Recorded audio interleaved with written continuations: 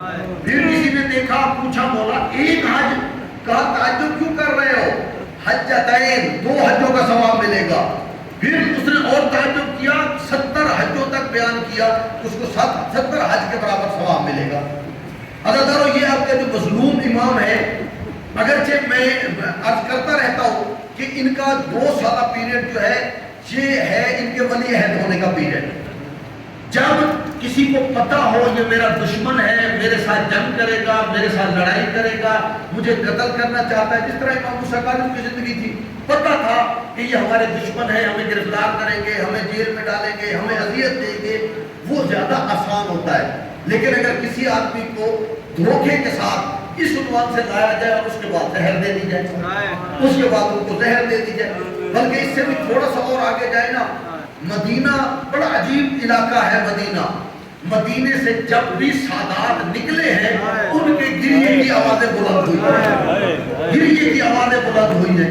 جب میرے آقا مدینے سے نکلنے لگے تھے مروانے کے لیے یہ واحد امام ہے جس کی زندگی میں مولا نے بلا کے خود کہا ہے میرے سارے رشتہ دار جمع ہو جائیں. جب رشتہ دار جمع ہو گئے تو امام رضا نے کہا جس نے بھی مجھ پہ رونا ہے یہاں رو لے جس نے گریہ کرنا ہے یہاں گریہ کر لے.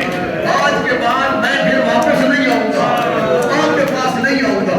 میں نے خود پڑھا ہے روایت میں جب گئے نا روضہ رسول کے اوپر اور روضہ رسول کے اوپر تو گریہ کرتے ہوئے وہاں سے اٹھے کہا مولا میں جا رہا ہوں میرے گھر میں خواتین اور بچیاں اکیلی ہیں میں آپ کو ان کا محافظ بنا کے جا رہا ہوں عزیزانو میں نے روایت میں دیکھا جب سارے گریہ کر رہے تھے نا ایک 5 سال کا بچہ امام محمد تقی علیہ السلام 5 سال کے قریب 3 سال کے قریب ان کی ایج تھی. امام تقی علیہ السلام کا گریہ نہیں رکتا تھا. بار بار جو ہے امام رضا اسے سینے سے لگاتے اسے تسلی دیتے اسے خاموش کرتے. میں نے جب روایت میں یہ منظر پڑھا نا میرا ذہن جو ہے وہ کربلا کی طرف پھر گیا.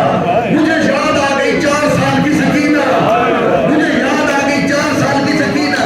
یہاں امام محمد تقی کو میرے آقا امام رضا کے نے سینے سے لگایا ہوا تھا وہاں 4 سال کی بچی گھوڑے کے قدموں میں گھوڑوں کے پاؤں پکڑ کے کہتی تھی اور میرے بابا کے دل جلا اور میرے بابا کو نہ لے جانا. جس کو بھی تو لے کے گیا وہ کبھی واپس نہیں آیا. امام رضا وہ مظلوم ہستی ہے ان کے جنازے پر کوئی بہن شریک نہیں ہو سکی کوئی بھائی شریک نہیں ہو سکا. اگرچہ گھر سے چلی تھی جناب معصومہ گئی تھی بھائی کی زیارت کے لیے لیکن قم میں میری آقا زادی کو اطلاع دی گئی. مجھے معاف کرنا میری آقا زادی کو کیسے اطلاع دی گئی؟ قم میں اطلاع دینے والا سردار گیا 2 زانو ہو کے بیٹھ گیا 7 خواتین لے کے گیا تھا.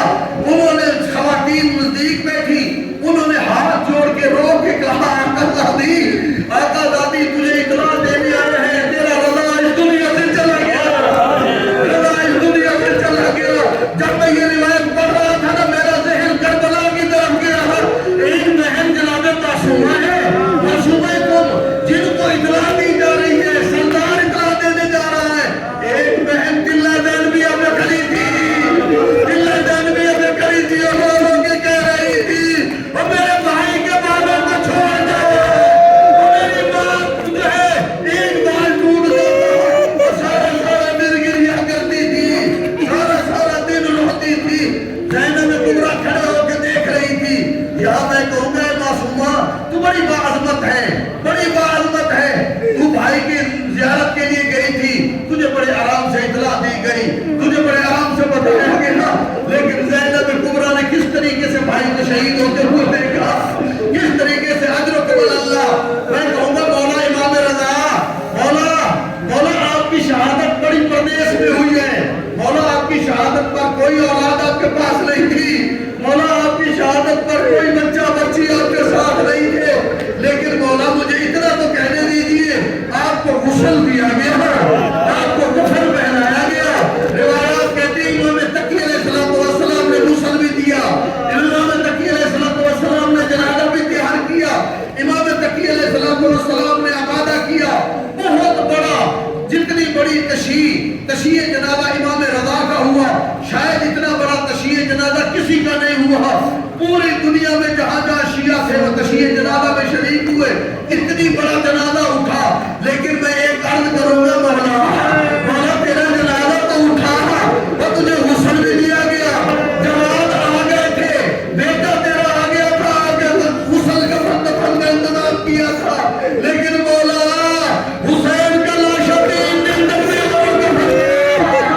تین دن تک ہو سکتا ہے آپ میں سے کوئی مجھ سے سوال کرے کہ ڈاکٹر صاحب وہاں تو امام تقی آ گئے تھے، امام تقی آ گئے تھے، انہوں نے غسل کفن دے لیا تھا، یہاں بھی تو امام سجاد موجود تھے، امام سجاد موجود تھے، اس کے باوجود میرے مولا بلا کے کہہ رہے جو بنی اسد والو میرے مرنے کے بعد میری شہادت کے بعد مجھے دفنا دینا، کہا اگر یہ مرد نہ آئے نا ڈر گئے، تم اپنی عورتوں کو لے آنا، عورتوں کو لے آنا، ایک ایک مٹھی خاک کی بھر کر میرے بدن کے اوپر ڈال دینا، اور مجھ سے سوال کرو امام سجاد کیوں نہیں آئے، کیوں نہیں دفنایا، کیوں نہیں غسل کفن کا انتظام کیا؟ شاید میں آپ کو بتا سکوں امام سجاد کے ہاتھ مضروب ہے، امام سجاد کے گلے میں تاج تھا، امام سجاد جو ہے بعد میں امامت کے ذریعے پر جو ہے آئے، انہوں نے غسل بھی دیا، کفن بھی پہنایا۔ یہاں میں ایک جملہ کہوں گا، وہ میری آقا ذاتی معصومہ کن، آقا ذاتی معصومہ کن، یہاں میرے مولا حسین کہہ رہے تھے، حسین کہہ رہے تھے اے بنو اسد کی عورتوں، اے بنی اسد کے بچوں، اگر تمہارے مرد ڈر جائیں، مجھے کوئی دفن کرنے نہ آئے، تم ایک مٹھی خاک کی بھر کر میرے اوپر ڈالتے جانا، خاک ڈالتے جانا، وہی میرے لیے دفن بن جائے گا، وہی میرا کفن بن جائے گا۔ میں پوچھتا ہوں آپ سے، مجھے بتاؤ زینب عالیہ یہ مٹی کیوں نہیں ڈال سکتی تھی؟ میری آقا ذاتی نے کیوں نہیں ڈالی؟ شاید اس لیے نہیں ڈالی، میری آقا ذاتی کے دونوں ہاتھ بندے ہوئے تھے، دونوں ہاتھ بندے ہوئے تھے، مٹی تک بھی نہ ڈال سکی، غسل بھی نہ دے سکی۔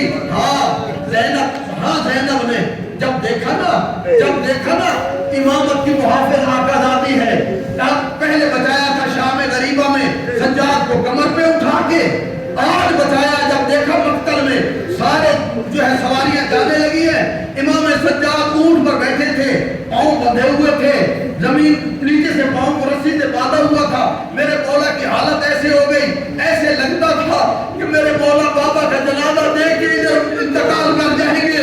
اس وقت جناب زینب عالیہ نے اپنے بندھے ہوئے ہاتھ کے ساتھ اونٹ سے گرایا تاکہ سجاد کی توجہ میری طرف ہو جائے، بابا کے لاش سے سجاد توجہ ہٹ جائے، توجہ ہٹ جائے۔ میں کہوں گا روادارو، آج آپ کتنے خوش قسمت ہیں، آپ نے تابوت بنا لیا میرے آقا امام رضا کا، آج تابوت آپ کے لیے آ گیا، آپ تابوت کی زیارت کر رہے ہیں، اور زیارت کرتے ہوئے کہیں گے یا غریب الغرباء، دیکھتے ہیں کتنے رونے والے آ گئے۔